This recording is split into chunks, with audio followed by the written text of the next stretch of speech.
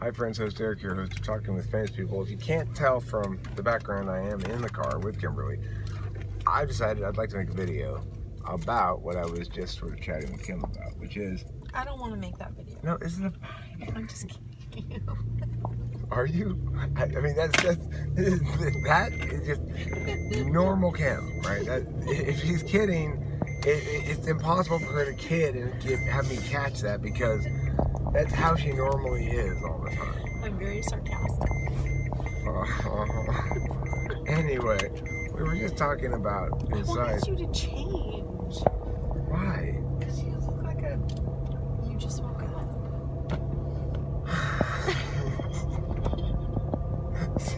You see? Anyway, so what I want to talk about in this video is the way that we have to balance in life wanting the other person to be who they are and wanting the other person to be who we want them to be, right? And we have to balance who the other person is and what we can't change about them because we want to change a lot of things about them. Well, that's one way of putting it, but I mean, yeah, another way of putting it is, you know, from the other angle, I guess, is... My client made you a homemade muffin. There you go. Thank you. Is that... So, like, one of the things that happens is Kim doesn't like a lot of stuff that I do. So, be it comedy, music... He's lying. Yelling at people. He's lying. But, what do you mean? I don't hate most of the stuff you do. Didn't I say you don't like a lot of stuff I do? Yeah, you said I don't like a lot of stuff you do, and that's not true. Okay. Just because I do. You know. Okay. I guess because you're my boyfriend and I hear it and the... Can I get to my point, please, in this video? Yeah. Before I get tackled by the linebacker. Okay, so the point of it is that for me, obviously, I would love it if Kim loved everything I made, you know, that'd be nice if she was a huge fan of my music or something. But that just isn't how it is, and I'm become over the past year plus very familiar with Kim's music and with her response to different kinds of my music, more importantly. So I'll get some sort of sense of where, like, it's a pretty precise way to tell taste. But then Kim kind of ascribes to the if you don't have anything nice to say, don't say anything at all philosophy, which means she doesn't say anything at all an awful lot. And I just have to just understand from facial expressions or FE displays and stuff like that what she actually thinks about it. So, at first, or not just at first, but throughout our time together, this has been a source of frustration for me because there was even a brief time when I would be in the garage working on stuff and Kim would come out and it was starting to get like when Candace and I were together where I'd be like I'd turn off music because I know that she would be mad at me. So, for working on it, which is weird. I can't even conceive of being mad at somebody for working on music. That's not the point. But that time period is done. But the thing is, I've had to be realistic, I guess, in general with Kim. I've had to be more realistic and more honest with myself with her than I've had to be with anybody in my life. Which is to say, meanings matter very little to her. Like, experience matters a shit ton, and meaning matters very little. So, that means that while she can have some great ideas and some NI goals periodically, it's 8-slot NI. She's using it when the circumstances strongly call for it. is a good way to put your 8th slot. That means that you, in some sense, are going to be very effective. I'll empty this.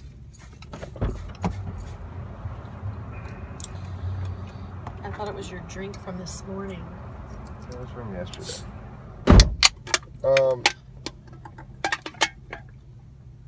So one of the things about having NI is when the circumstances strongly call for something to require NI, she's going to use it very effectively. When she does use it, it's going to have a lot of impact.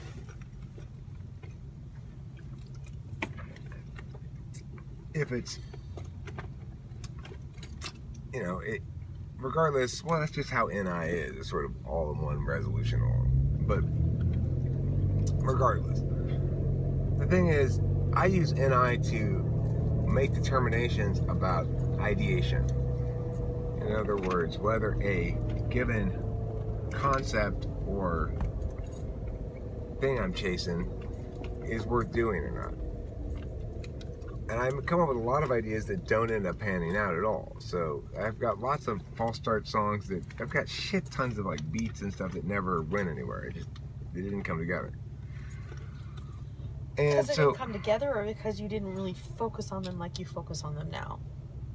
I mean, I focused on it's very recently I've had such beats that I've made some progress on, and then I just decide, you know what, this isn't coming together enough, and it doesn't feel like it's finding its the NI landing ground that I'm looking for. And so then I just set it aside because it was just a false start.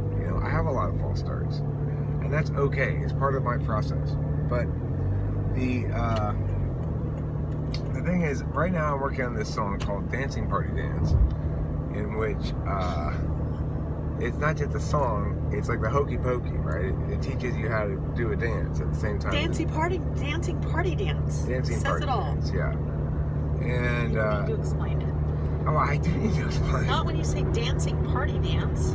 I don't think anybody, if I told a random group of people that I made a song called Dancing Party Dance, would they necessarily conclude that it teaches you how to do a dance? Well, when you say do the chicken dance, which this is very similar to that. It's not similar to the chicken dance. Exactly. What do you mean? The chicken dance. Okay, so this, but there's none of that. It just because it's a dance to a song, is it also exactly the Macarena and the hokey pokey? It's along those same lines. Okay, so it's not like the chicken dance. It's like a song that has a dance to it. That you'll play at weddings. Okay, this is what I'm talking about. So what? I don't care. The point is, it's not the chicken dance or the hokey pokey or the Macarena. Dancing party dance. It's Dancing Party Dance. It's a different song, but it's the same. It's in that genre. same. Yes. It's an example of that kind of song. Right. And when I hear those songs come on at weddings, I'm like, all right, it's time to go. Let's get the hell out of here. Like when you're at a baby shower. Okay, so she's not understanding the way that all the various complexities. Names are coming out. Let's go. We're done. She is not aware of all the way. Isn't this? Oh, this is Claremont, not Ontario. My bad. I gotta go. All the way I saw the big sign, and I thought that's where you get. Wait. Oh yeah, my bad. Okay, so going back on the freeway. Fortunately, we got a green light here. Just go right back on the freeway. Okay, good boy. Alright, so anyway, she doesn't understand in abstract the way the complexities of context and various factors play into how something like this is going to play. The thing is, the song, I like the song fine, but it's a conceptual thing where it won't be manifest until I do the video with it. Because I'm going to do the dance in the video, right? Now, I'm not denying that this is a hard concept perhaps to sell verbally, whatever. But I've had to learn to completely ignore any input Kim has about certain kinds of things and at certain stages of things. Now, if you are not supremely comfortable and confident as a creator, this is something of an assault on your person, what she's doing, right? It's like, You shouldn't discourage other I can't people. help it. You shouldn't discourage other people in pursuing ideas about which they feel passionate. And most people will be discouraged. What? A new crack.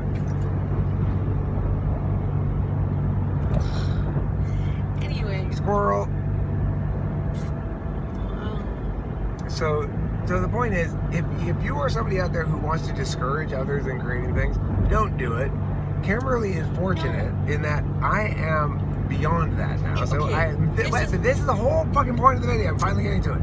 So the point is, I am able to be a little frustrated by it.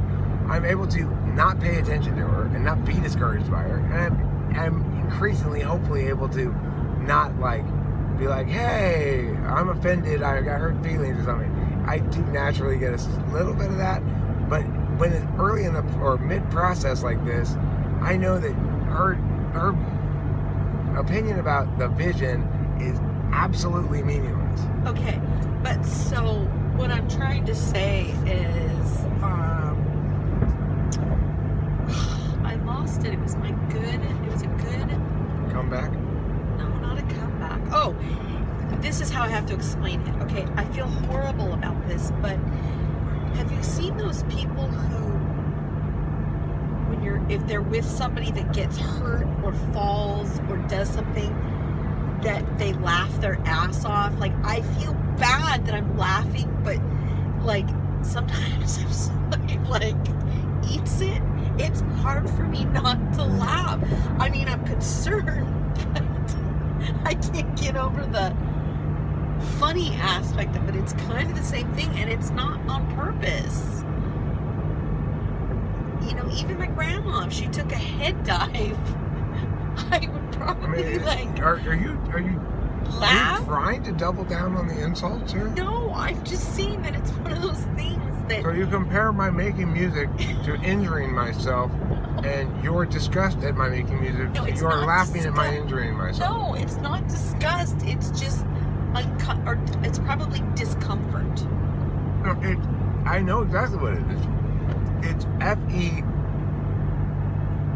It's FE wrongness, basically. Okay. Because you're like, you think this is gonna make other people cringe, right? And therefore you're cringing in anticipation of their cringing. You're not even my own too. No, but Kim, you're listen. discounting my own opinion. But hey, listen. Let me make this clear. If we were in a room full of people and everyone was like, "Oh my God, that's absolutely genius," I would be like, "Oh my God, these people are on mushrooms." I already told you that. Okay, Kim, listen. You are determined to tell me that something. First of all, I was just saying hypothetically, if something I produced was in a room with full of people and they were all going, "Oh my God, this is genius," something I produced, okay? What would you say? I would say, then they've got to be on mushrooms. So nothing I produced is genius at all, or even close to it. No, I'm not. Nothing I've never done. No, I'm not saying that. I'm saying this particular song. But listen, so what I just said was, though, we were in a room together with people, and everyone else was like genius about something I made. No, I'm not. Oh, no. You would no longer then have that happy response because you don't actually cringe on your own directly at the thing. You're cringing in anticipation of other people cringing because you don't have good judgment about whether or not it's good. You're right. At an early You've got me pinned. At an early stage of development, Kim, you have no idea about how to understand how it's going to come together or anything. It's, I mean, Jesus Christ. Dude, I can't believe you're being so difficult. Why? Why are you being so difficult and insulting? I don't mean to be insulting. I just don't like the song. That's fine, Kim. That's what I'm trying to tell you. I understand that you aren't a good judge of these sort of things. Probably not. You're right. Because my music tastes are terrible sometimes and good sometimes. Mostly terrible. And that's fine. Kim, that's not true. No, I'm not basing it just on your opinion. I'm basing it on everybody else's opinion of my music taste. That's not how you determine that. That's fucking FE, not NI. God. Well, that's what I'm trying to explain, and you don't listen to me ever. Jesus. Why do you not ever listen to me? I don't know. Do you need to go poop or something? No, Kim, you apparently do. No, I pooped. Oh my God. Can we go back to the topic, please? Yes. Now, listen to what I'm saying, okay? Try to listen to my words. What I am saying is I can't trust your taste about visions or how things are going to play out despite your 8th slot in eye. Totally agree. And now I might be able to trust your experience about certain things. So for example, when you said, I don't like the way those vocals, that part of the vocal sounds right there in another song I was working on, that's an experiential reaction.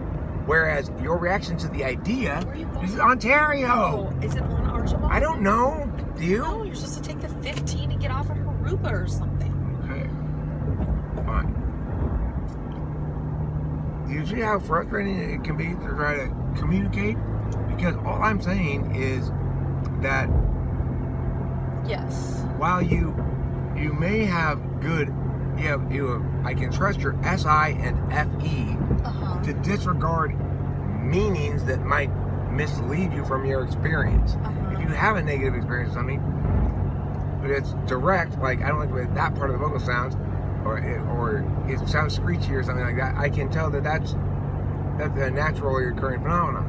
And when you are saying, I don't like this idea, I know I shouldn't pay any attention to you. Right, I agree. Because you're almost always wrong. Probably. I mean, I had lots of experience for the whole course of a year. For a while, you were getting angry at me for creating music. That's how wrong you were. I am pretty wrong. See what she fucking does? See this shit?